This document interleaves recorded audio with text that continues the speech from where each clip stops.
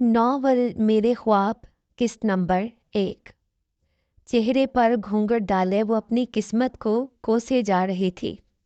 आज इसकी शादी हो चुकी थी और इस वक्त वो सजे हुए कमरे में बैठी अपने टूटे ख्वाबों की किरचियाँ समेट रही थी। बिलाशोबा वो हसीन थी, हसीन तरीन थी। वो हसीन तरीन दुल्हन बनकर इस पर इस कदर रूप आया था कि इसकी माँ ने अपनी नज़र हटा ली थी कि कहीं इसे नज़र ही ना लग जाए।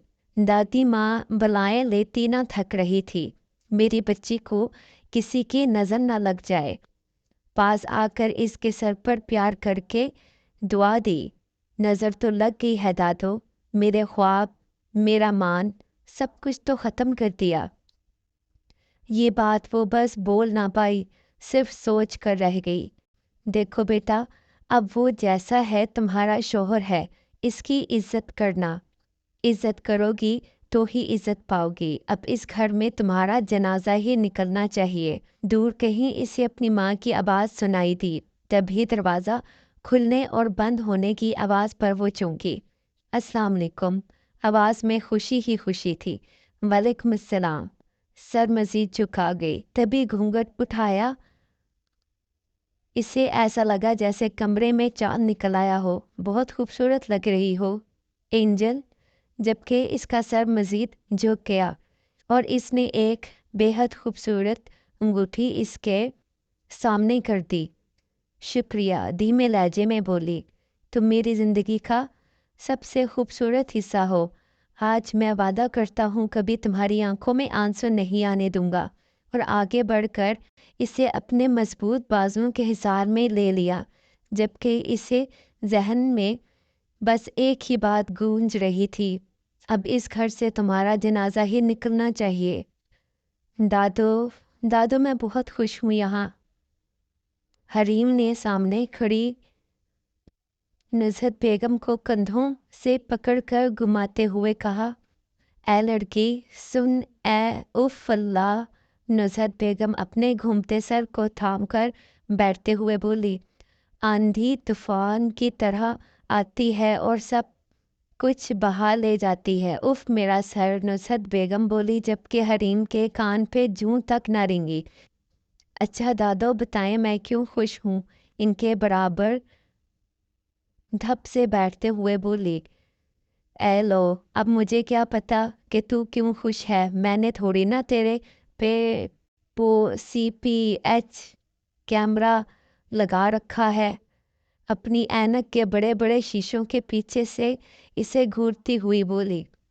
उफ दादो, एक तो आपकी गुलाबी अंग्रेज़ी। CPH नहीं बल्कि CCTV कैमरा होता है। अल्फाज दबा दबा कर बोली। मोई जो भी होता है मुझे क्या लेना देना। अब तो बता क्या बात है जो आंधी तूफान बनी घूम रही है। दादू मेरा रिज़ल्ट आ गया है और मैंने पूरी क्लास में टॉप किया है। खुशी से झूमते हुए बोली। माशाल्लाह माशाल्लाह, अल्लाह का लाख लाख शुक्र है। नुज़रत बेगम के साथ सलमा बेगम ने भी माशाल्लाह कहा। इन्होंने हरीम की खुशी की वजह सुन ली थी। ओ मामा, मुझे यकीन ही नहीं हो रहा।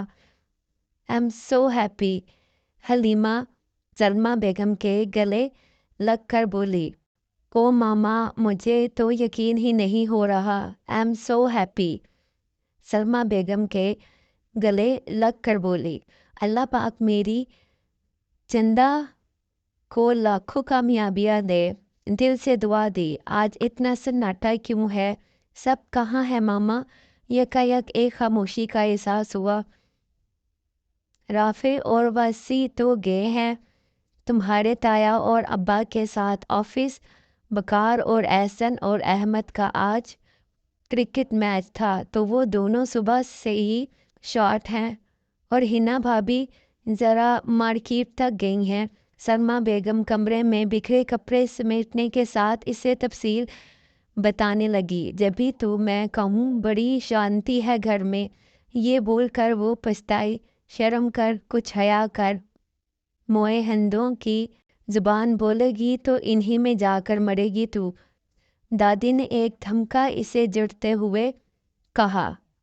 हाय अल्लाह दादो, इतनी ज़ोर का मारा है, आपका हाथ है कि हथौड़ा? उफ, कमर से हिलाते हुए बोली।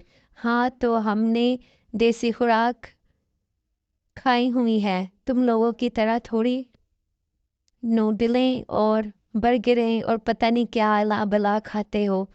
कहाँ से बनेगी सेहत? ओहो, आपके ज़माने में ये सारी चीज़ें थी नहीं ना, इसलिए तो आपने खाई नहीं। इनकी गोद में सर रखकर मज़े से बोली। सलमा बेगम सर झटक कर मुस्कुराई और बाहर की जानिब चल दी। सब होता था हमारे ज़माने में भी, बस हम जिसके मार नहीं होते थे कि बस हर वक्त बकरी की तरह मुंह चलता रहे। नुज़रत बेगम इसके सर पर हाथ फेरते हुए बोली। अच्छा मेरी देसी दादो, तो फिर आप मुझे क्या तोहफा देंगी? एकदम से उठकर बैठ गई। किसको किस खुशी में तोहफा देने की बात हो रही है भाई? हिना बेगम आकर बोली। अरे ताई अम्मा, आपको पता है मैंने पूरी क्लास में टॉप किया है। अरे वाह माशाल्लाह, माँ जी अब तो गिफ्ट बनता है। नुज़रत बेगम को मुखातिब करते हुए बोली। हाँ हाँ भाई, दे देंगे गिफ्ट भी।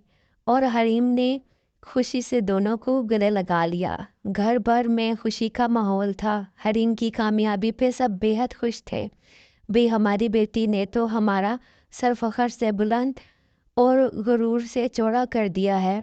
फारूक साहब बोले तो सब ने फखर से हरीम की तरफ देखा। जीती रहो खुश रहो। मजीद साहब ने भी प्यार से इसके सर पर शफकत भरा हाथ फेरा। चलो हलीम, मेरे लिए कॉफ़ी बना कर ला। राफे ने इसका नाम बिगाड़ कर बाराब लहजे में बोला तो वो तड़प उठी। दादो, राफे भाई को देखें, तंग कर रही हैं। हरीम ने वहीं से नुज़रत बेगम को आवाज़ दी। राफे बहन को तंग मत करो। नुज़रत बेगम ने कड़कदार आवाज़ से कहा। चुगलखोर कहीं की, घूर कर मुंह ही मुंह में बड़बड़ाया। मिस हरीम, फारूक क्या आप अपनी टांगों को जहमत देकर हम दोनों के लिए कॉफ़ी बना कर लाएंगी? वसी ने बेहद एहतराम से कहा और राफे की मुस्कुराहट गहरी हुई। और मेरे लिए चाय और पकोड़े, एहसन बोला। मेरे लिए एक गिलास ठंडा पानी और पकोड़ों की बड़ी प्लेट प्लीज़। अहमद भला कहाँ पीछे रहने वाला था। पांचों इस वक्त घर की छत पर खड़े मौसम एंजॉय कर रहे थे। काले स्याह बादल पूरे आसमान पर छाने लगे थे। ठंडी हवाएं माहौल को और भी हसीन बना रही थी। जबकि बड़े नीचे उतर गए थे।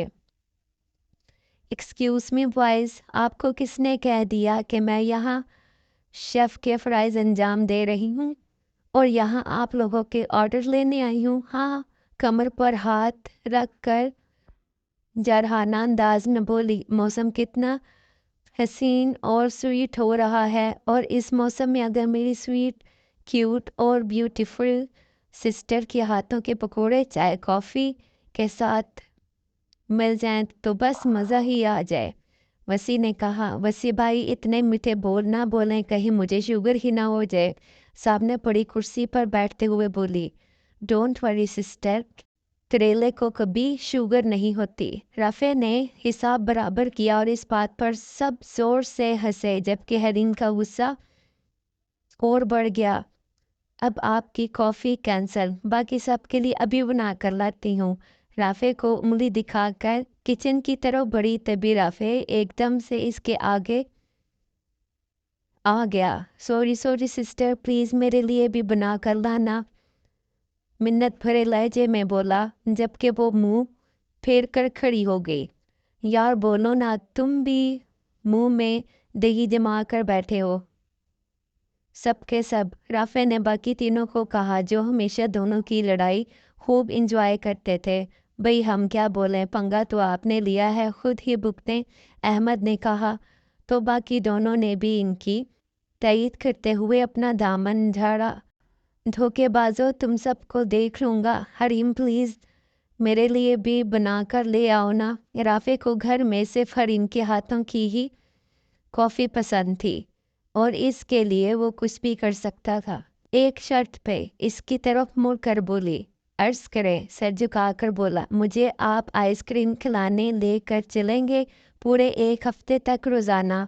मज़े से बोली, ओके ले चलूँगा, प्रॉमिस। बस खुश। बादल नाख्वास्ता हामी भरी और सब ने याहू का नारा लगाया। ओके बना कर लाती हूँ अभी, कहकर नीचे उतरने लगी, जबकि राफे बाजू चढ़ा कर तीनों की जानिब बढ़ा। तुम लोग आज हलाल हो जाओगे मेरे हाथों। और फिर छत पे वो तूफान आया कि उफ अल्लाह। सिद्दीकी हाउस और इनके मकीनों पर अल्लाह का ख़ास करम था। नुसरत बेगम के 2 बेटे थे, मजीद सिद्दीकी और फ़ारूक सिद्दीकी, जबकि बेटी की नेमत से वो महरूम ही रहे। नुसरत बेगम के शौहर सुल्तान सिद्दीकी का बहुत बड़ा बिजनेस था।